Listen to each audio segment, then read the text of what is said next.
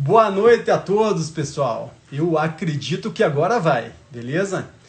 Então é um prazer fazer essa nova live aí. Eu sou o Nanderson Filé, né? Nanderson Rosenau, mais conhecido como Filé, nível preta da equipe Noguchi, treinador de Augusto Sakai, UFC, luta dia 5 de setembro agora contra o Virim. Também treinador de Rogério Bontorin, UFC também. Ia lutar dia 15, mas teve uma lesão no pé, infelizmente não vai lutar, mas a gente vai voltar mais forte. E também treinador de Matheus Correia, futuro UFC também, né, pessoal?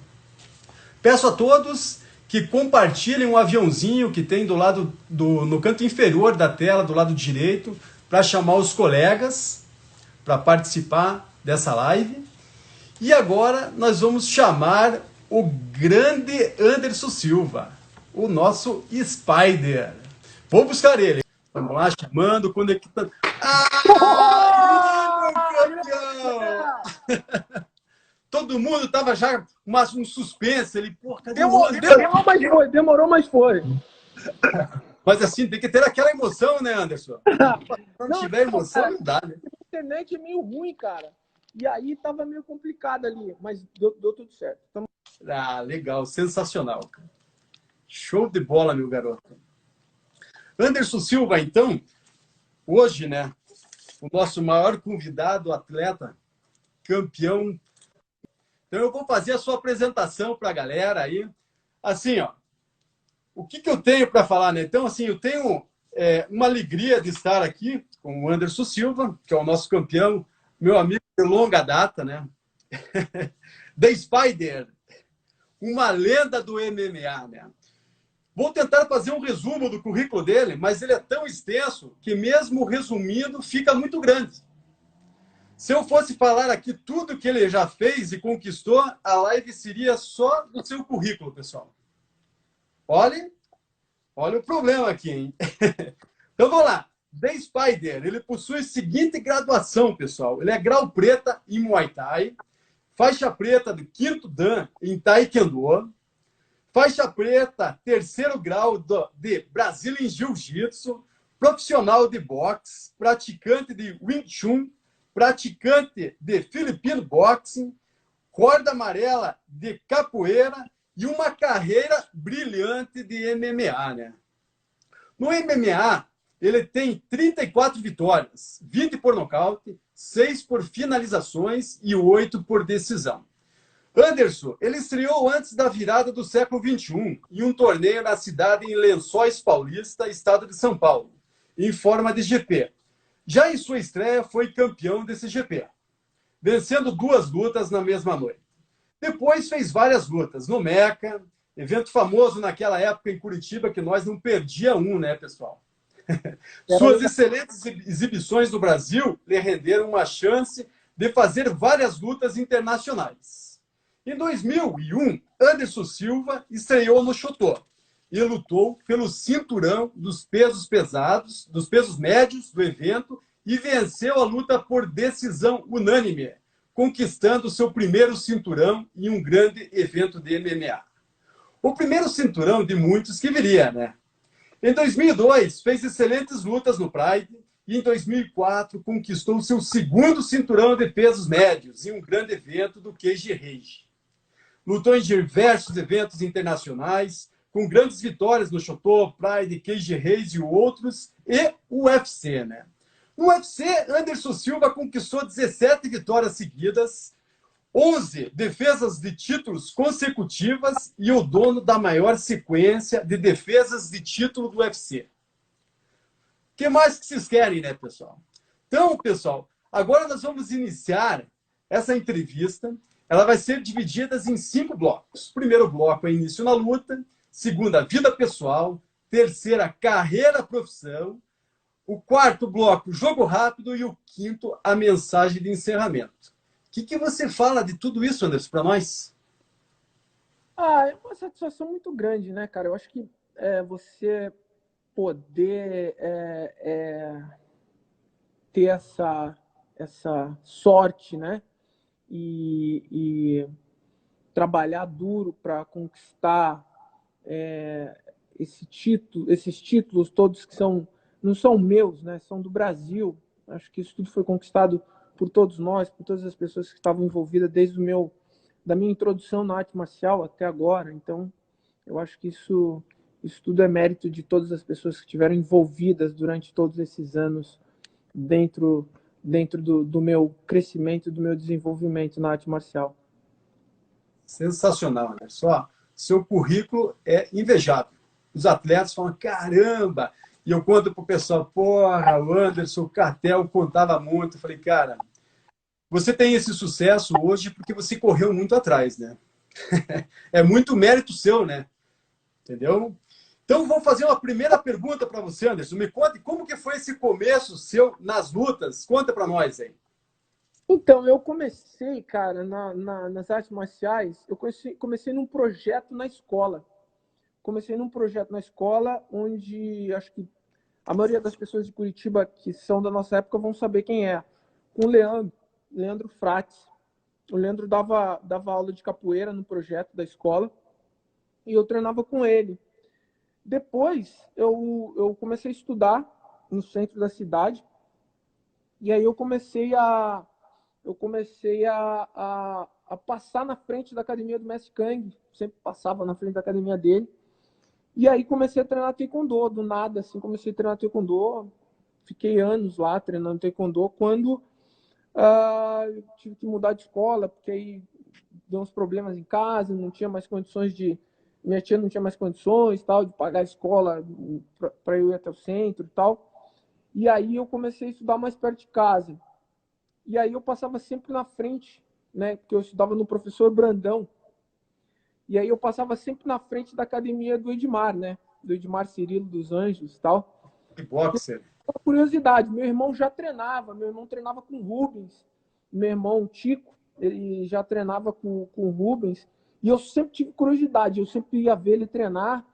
E, cara, eu falava, cara, que legal essa parada. E ele não deixava eu ir muito na academia dele e tal. E aí, cara, eu comecei, tipo, passar na frente da academia do Edmar, eu parava, eu cruzava o braço, ficava olhando e tal. Até que um dia ele me chamou para treinar. E aí, cara, as coisas começaram a acontecer, né, cara? Eu comecei a treinar com o Edmar, treinei muito tempo. Na época era eu, o Vidal, o Israel, o Gafanhoto, uma galera bem bacana, amigos que eu tenho até hoje. E, paralelamente a isso, a galera já treinava jiu-jitsu na academia do Mestre Gurgel, tal. A galera sempre ia lá treinar e tal. E eu tinha uns amigos meus que treinavam jiu-jitsu também, que moravam do lado da minha casa. Aí, de vez em quando, eles me chamavam para treinar. Eu comecei a me interessar. Assim, falei, caramba, essa parada é legal e tal. E aí as coisas foram acontecendo, cara. Aí Edmar acabou tendo que fechar a academia pelos problemas que ele teve em Curitiba e tal. E foi embora para os Estados Unidos. O Daliadone assumiu a academia. E a gente continuou treinando com o Cláudio Daliadone, que também é um grande amigo, um grande professor. Chamo ele de mestre também, porque me deu muita aula. E aí houve problemas com ele também, ele acabou fechando a academia. E aí ele falou pra gente, né, para alguns alunos, falou, ó, vão treinar. E aí foi onde eu comecei a treinar com o Mestre Noguchi, cara.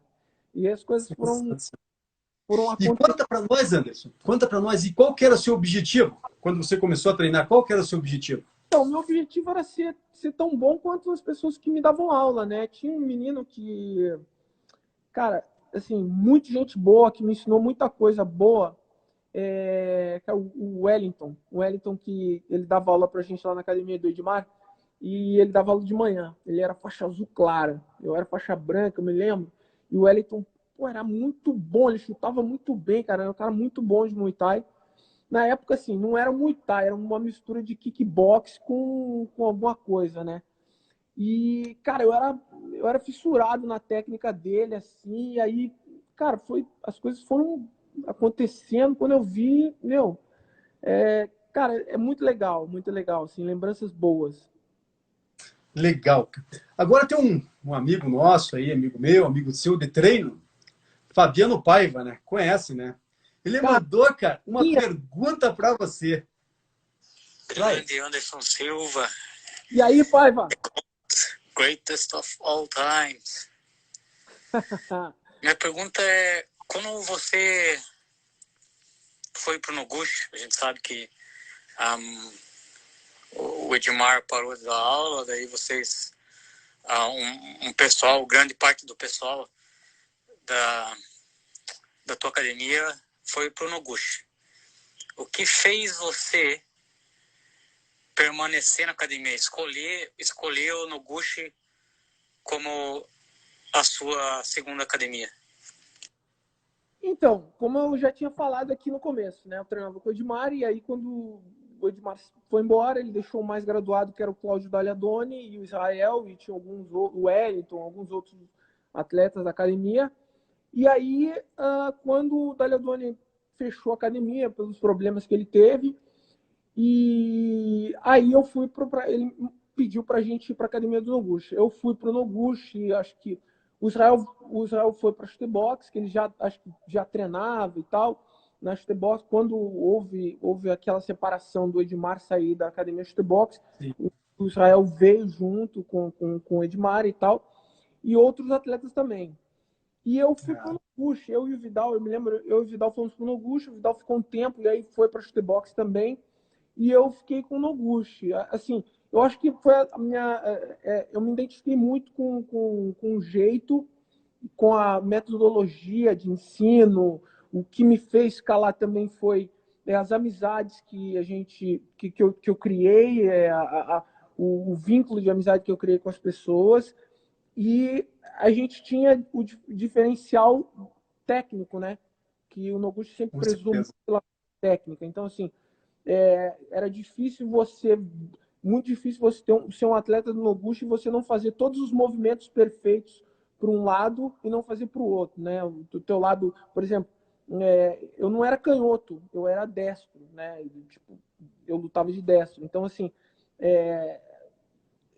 você fazer uma coisa de um lado e fazer de destro, depois ter que mudar para canhoto, é totalmente diferente, né? Então, o Noguchi, ele teve muita ênfase em todos os faixa pretas dele, em todos os alunos dele, de criar uma base de conhecimento técnico, né? Então, a gente sempre foi muito técnico. Eu até Sensacional. quando estou treinando, quando eu estou dando aula, principalmente quando eu estou dando aula para o meu filho, eu vou lá atrás, na base, e tento ensinar para ele exatamente da forma que a gente aprendeu. Então, o que me fez escalar durante muitos anos foi isso, né, cara? Assim, essa a confiança que nós tínhamos de poder trocar técnica com o cara mais pesado, com o cara mais leve, fazer com que as lutas fossem muito fáceis para a gente, né? Legal, Anderson. Até conversei com o Messi no Gucci lá. Falei, pô, Messi, o Catel tem a apostila dele de faixa preta, né? E o Anderson tem. E eu tô sabendo que tá com você essa apostila aí, né? Pô, essa apostila vale muito dinheiro, hein? Cara, assim, o Noguchi sempre foi um cara muito didático. Acho que para minha geração, acho que a geração minha do Catel, a gente foi muito privilegiado, porque a gente pegou o Messi numa época em que não tinha faixa preta, né? Acho que Sim, tinha o Osmar, acho que o único faixa preta que o Messi tinha era o Osmar. sim. Eu acho que era o único faixa preta que o Messi tinha. E então aí, cara, quando chegou aquela fase assim da gente pegar a faixa preta, eu me lembro que a gente estudava muito a história do Muay Thai, a gente estudava muito todos os movimentos de chute, soco, como andar para a esquerda, como andar para a direita, andar para frente, para trás. Era o diferencial, né, cara? Ele sempre foi diferente de todos os outros nomes do boxe tailandês em Curitiba. Ele sempre foi diferenciado por ser muito mais técnico, né? Eu acho que é um estilo diferente dos outros atletas, né? Assim, as pessoas tiveram mais acesso ao boxe tailandês, ao Muay Thai tradicional da Tailândia, depois de muito tempo, né? Então, na época do Messi, eu acho que ele conseguiu desenvolver um estilo diferenciado de todos os outros estilos, né? Ele Sim, conseguiu, dentro do biotipo dele, criar um estilo que funcionasse para qualquer um, né? Desde o com faixa certeza. preta. Então, não a gente não pode dizer que é um Muay Thai comum, né? O Muay Thai do Noguchi, ele é diferente de todos os outros Muay Thais que a gente vê em Curitiba, né? É um estilo diferente, assim. Com E aí certeza. você consegue ver isso né, nos alunos que ele tem, nos atletas que ele tem formado, nos faixa pretas, né? Sim. Agora, Anderson, tem uma pergunta do Catel Pubis para você, né? Pô, Não podia ficar de fora, né? meu irmãozão ama esse cara, bicho. Pô. Vamos lá. Abençoe muito. Pô, como é que você está, irmão? Pô, quantas histórias boas, hein? Quantas lembranças juntos, e tô aqui lembrando de algum desses momentos incríveis. Pô, os treinos na Serra do Mar, as viagens para as lutas. Pô, a gente lutava e corria fazer o corne um do outro. A confiança muitas vezes era tanta um no outro e no treinamento que a gente chegava a apostar para saber quem iria nocautear antes, né? Pô, parabéns, irmão. Parabéns pela sua história, parabéns pelas suas conquistas, parabéns por ser esse grande campeão que você é. Pô, minha pergunta é simples. Qual é uma dessas histórias que te marcaram, te trouxeram algum aprendizado e você lembra até hoje? Pô, divide com a gente aí. Pô, um grande abraço, Deus te abençoe muito. Pô, Catel, eu tenho tantas histórias, cara. Galera, eu tenho tantas histórias com os meus amigos da academia, com as pessoas que, assim, eu criei um vínculo de amizade muito grande. Mas uma história muito legal, cara, que eu assim, não conto para muita gente, pouca gente que sabe disso também, foi um pouco meio pagação de mico. Quer dizer, não foi pagação de mico, eu era meio imprudente. Mas numa dessas nossas corridas loucas que a gente fazia, a gente pegava e descia a serra correndo. Às vezes a gente ia pelo trilho do trem, porque pegava o ônibus, descia até Morretes, e aí ia correndo, a gente ia correndo até Morretes, fazia uma loucurada. Meu irmão, a gente foi para um lugar, a gente correu pelo trilho, do lado do trilho do trem, pela serra, pelo meio do mato, fazendo aquelas coisas loucura. E aí a gente chegou na roda d'água. Acho que tava, eu não me lembro exatamente quem estava, mas acho que estava eu, o Johnny e mais algumas pessoas. E assim, quem conhece, né, Curitiba, conhece ali, né, a parte serrana de Curitiba ali, quem vai para Joinville, Guaratuba ali, aqueles lugares ali, sabe como é que é. E tem um lugar que se chama Roda d'Água, que é no meio da serra. E aí a gente parou ali, né, cara, para descer, tinha que descer e tal. E tinha algumas pessoas que pulavam, né? E aí todo mundo começou a tirar as mochilas, conversar, e os caras conversando, o Catel conversando com todo mundo. De repente eu saí correndo no meio de todo mundo e pulei, cara. Meu irmão, todo mundo ficou assim, sem entender nada, né? Eu pulei, aí só que a cachoeira ela fazia uma onda embaixo e me jogou para debaixo das pedras. E aí eu meio que bati na pedra, saí meio que me afogando, e aí comecei a me afogar, todo mundo ficou olhando, o Catel pulou lá de cima e me tirou. Aí foi engraçado, porque eu tava tão apavorado que aí eu não vi que tava dando pé, cara. Eu tava me afogando, aí o Catel pulou, me puxou e falou, pô, Dô, pode ficar de pé que agora não vai se afogar mais. Essa foi uma das histórias legais que a gente teve, cara. Caramba! Sensacional. E temos. Show de bola. E temos mais uma pergunta do Luciano Macarrão para você aí. Vamos lá. Obrigado por participar dessa Vamos lá. live, que é de um cara campeão mundial, conhecido como Anderson Silva, o Spider-Man, como todo mundo fala, mas o verdadeiro apelido dele é Dô, por todos os parentes, amigos comuns, conhecido como Dô. Perguntava pro Dô se quando ele começou a lutar, a ser campeão, ele tinha essa noção que ele ia chegar a ser referência para todos os campeões mundiais no meio da luta, e que ele tinha a noção que ele ia ser o melhor do mundo. Grande Macarrão, cara. Um beijão pra você, irmão. Saudades, cara. O Macarrão bateu muito já, cara. Me bateu muito, caramba. O Macarrão, pra quem não sabe, o Macarrão era um dos caras mais antigos do México.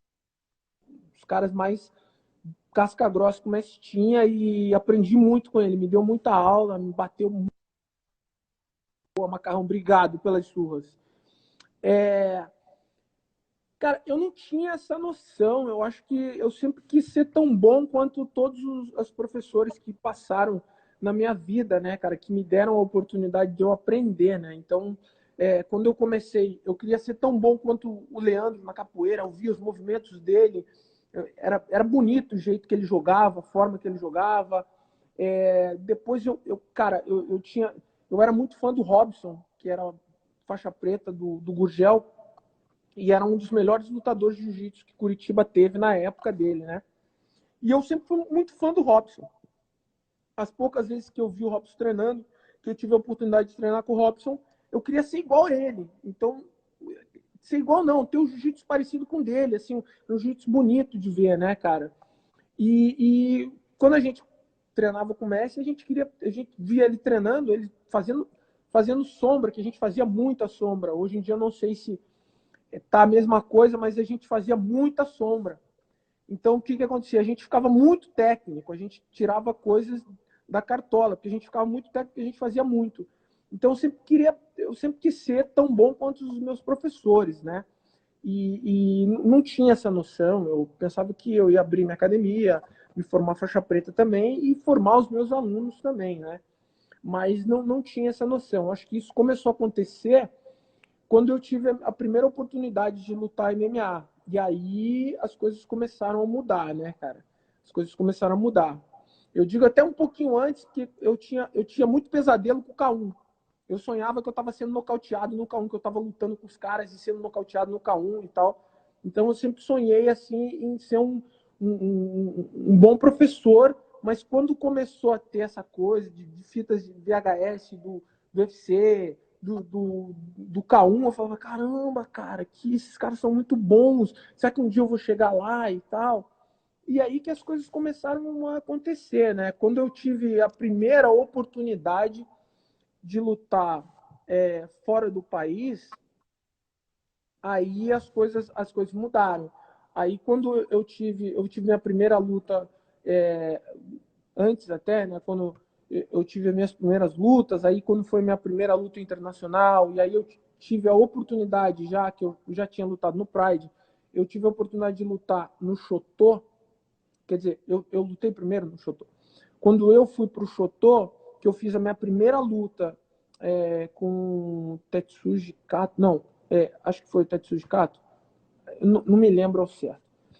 Na minha segunda luta, eu lutei pelo título do Shotô. Então, aí, como realizou isso tudo, dessa responsabilidade de falar, pô, caramba, cara, caramba, tem que representar meu país, minha escola, etc. Subiram as duas bandeiras. Sobe a bandeira do Japão e sobe a bandeira do Brasil. Subindo as duas bandeiras, começa o hino, né? Começa o hino nacional falando, caramba. Aí que caiu a ficha que eu tinha responsabilidade, né? Não só com a academia, não só com o time, mas com o Brasil também, né, cara? E aí eu tinha que, de todas as formas, provar que eu estava preparado para aquele momento, né, cara? E essa foi a primeira vez assim que eu realizei na minha cabeça assim, pô, caramba, cara, eu tenho uma responsabilidade sobre essa luta, sobre o que essa luta representa para o Brasil e para minha equipe e para Curitiba também, né? E para o Brasil. Sensacional. Anderson, agora nós vamos para o bloco, vamos passar para o bloco 2, agora a tua vida pessoal. Quero saber como que foi o apoio da tua família no início da sua carreira em que você decidiu se tornar esse lutador profissional que você é. Apoio da família. Então, cara, eu sempre, assim, lá em casa todo mundo é militar, né? Meus irmãos, tios, primos. Então, meu tio, eu fui criado pelos meus tios, então lá em casa era tudo muito em cima da disciplina. A gente não podia dar mole em nada que, meu, o pau comia, não tinha essa. E meu tio sempre me doutrinou para ser igual aos meus irmãos e não ser igual, mas seguir a mesma carreira que ele seguiu e que meus irmãos seguiram, ser militar, ser policial e etc. Mas eu não tinha essa ambição, eu não queria ser policial. Eu convivi muitos anos nessa doutrina e via o quanto estresse era, o quanto difícil era para os meus irmãos, até mesmo para o meu tio na época dele. Então, eu falei, quer saber, eu vou tentar na luta. E aí foi, assim, não dá para dizer que foi sorte, né? Eu acho que foi tudo aconteceu no momento certo. Eu acho que as pessoas, eu costumo falar muito aqui em casa para todo mundo, assim, né? Principalmente para os meus filhos, não existe nenhum tipo de sorte quando você não se prepara para ela. Não adianta você dizer que, mas é porque Com eu não certeza. tive oportunidade. Não, você tem que se preparar para as oportunidades. Você tem que treinar, você tem que se preparar, você tem que estudar. E eu acho que isso que vai fazer a diferença. Então, eu acho que isso foi a diferença, né, cara? Eu sempre treinei muito, independente. Teve épocas, né, em que eu não tinha perspectiva nenhuma. Então, eu só treinava. Eu treinava e treinava. Eu não tinha outra coisa para eu fazer além de treinar muito, ficar bom, o melhor que eu podia, porque eu sabia que uma hora as oportunidades iam aparecer, né? E com essa determinação, e com essa disciplina e com a ajuda de muitas pessoas, com o crescimento da arte marcial no Brasil. Tanto que eu até ia na sua casa, ali na Barreirinha, para a gente ver as fitas de VHS, a gente assistia as lutas do Marco Ruas. Cara, é bom que essas histórias sempre ficam marcadas, né? Agora nós temos mais um amigo nosso aí que vai te fazer uma pergunta. Jorge Guimarães vai te fazer uma pergunta aí. Vou mandar para você, hein? De moleza, teve que ralar. Anderson, você nunca teve moleza, teve que ralar a vida toda e hoje você se encontra numa posição super confortável como provedor, podendo dar tudo do bom e do melhor para os seus filhos. Você se considera um cara realizado como pai? Poxa, essa é uma pergunta bem interessante. Joinha, um beijo, te amo, cara. Beijão para você. Então, eu me considero um cara que tô chegando não, tô aprendendo a cada dia que passa com os meus filhos, né? Às vezes a gente pensa que a gente está acertando, e a gente está errando em dando algumas coisas, né? Ou tirando algumas coisas. Às vezes a gente se omite em falar alguma coisa. Então, acho que realizado em poder dar para os meus filhos uma vida melhor do que a que eu tive, eu tô sim, claro, mas realizado como pai, assim, poxa, caramba, tô 100% realizado. Eu vou estar 100% realizado quando eu ver todos eles realmente.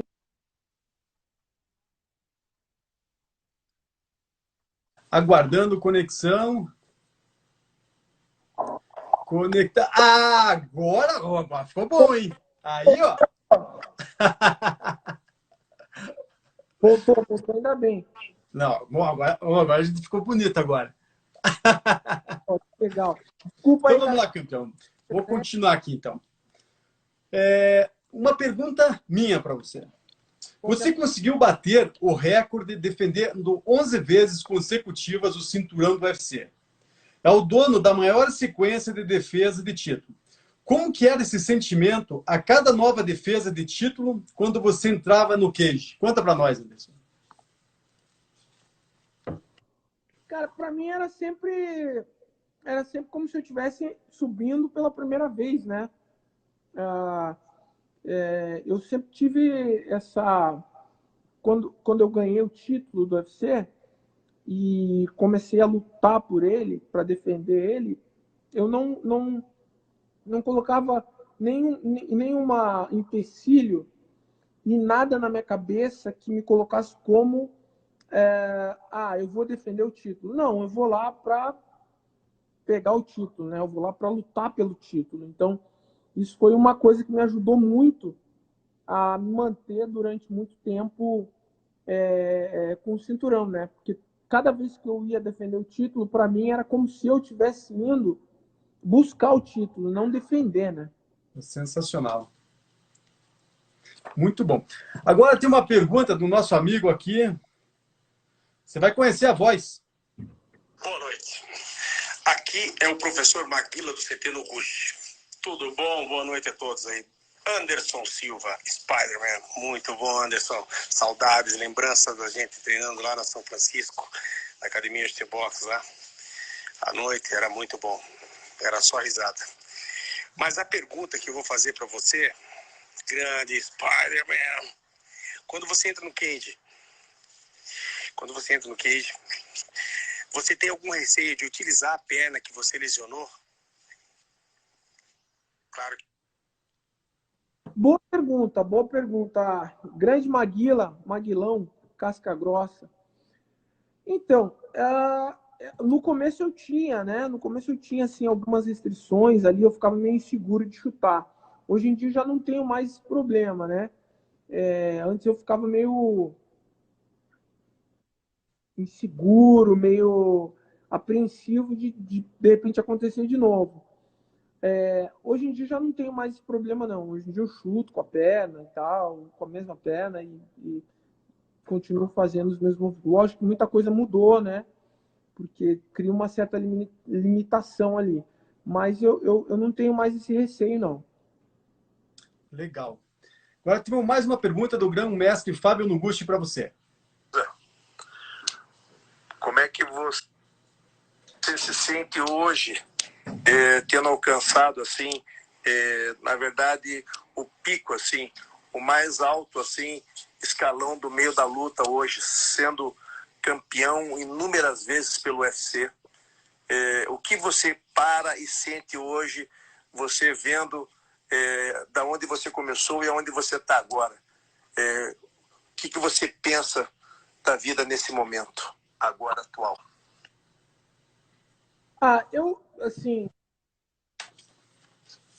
o que eu sempre fiz foi fazer com amor, fazer com que todas as coisas que estivessem próximas a mim tivessem 100% de verdade e amor, né? Então, tudo que eu conquistei, eu conquistei com verdade, com amor, né? Toda vez que eu subi lá subia para lutar, eu subia com a minha verdade, com o meu amor, eu subia ali para fazer o que eu amo, né? E chegar onde eu cheguei e ter a oportunidade de pessoas de diversos países, de diferentes lugares, me conhecer e saber quem eu sou, é muito gratificante. Existe uma responsabilidade muito grande sobre isso, é gratificante. E hoje eu levo a minha vida um pouco mais leve, né? Eu acho que são fases, né? Você tem aquela fase de caramba, sou imbatível, sou o melhor do mundo, e todo mundo fala isso, e onde eu vou é foto, autógrafo, etc. Eu sou o melhor do mundo, eu posso tudo, e isso tem duas. É um pouco complicado você lidar com isso. Você tem que ter pessoas boas do teu lado para te guiar nesses momentos, né?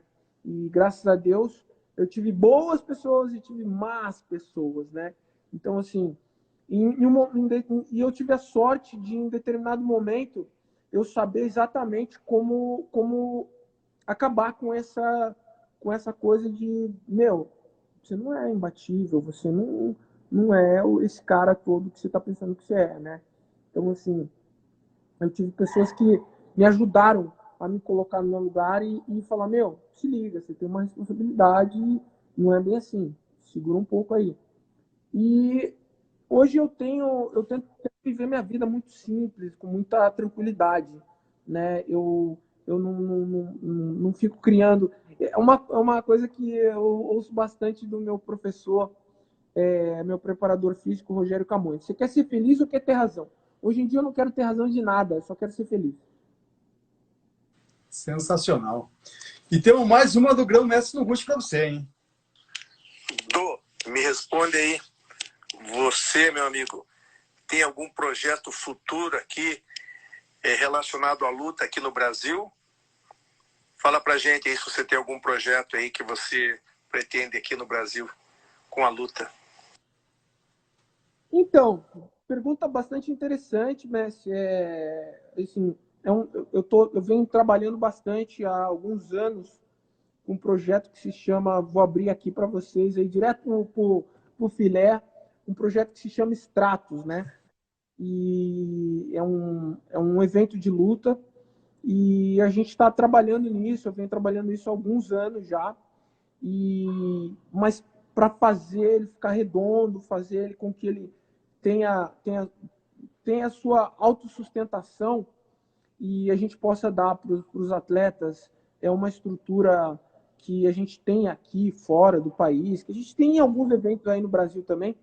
Precisa um tempo, precisa organizar tudo, a gente precisa fazer com que as coisas estejam bem encaixadas e bem organizadas. Mas eu tenho esse projeto, sim. Tem um projeto da Muay Thai College, juntamente com a Spider Kick, de montar uma escola em Curitiba. Meus sócios já estão vendo um lugar para a gente montar esse centro de treinamento. E, paralelamente a isso, a gente tem o Stratos, que é um evento que a gente pretende colocar no Brasil aí nos próximos 5 anos. Pô, sensacional, Anderson. Agora nós vamos para o tal do jogo rápido, Anderson. É o seguinte, você é um atleta, eu vou te fazer a pergunta, você só responde, não precisa nem explicar. Vamos lá, então? Como atleta aí, canhoto ou destro? Canhoto. Boa. Muay Thai ou boxe? Boxe. Muay Thai ou MMA?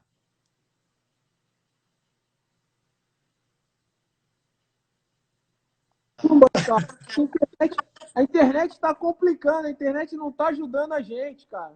Não, tranquilaço.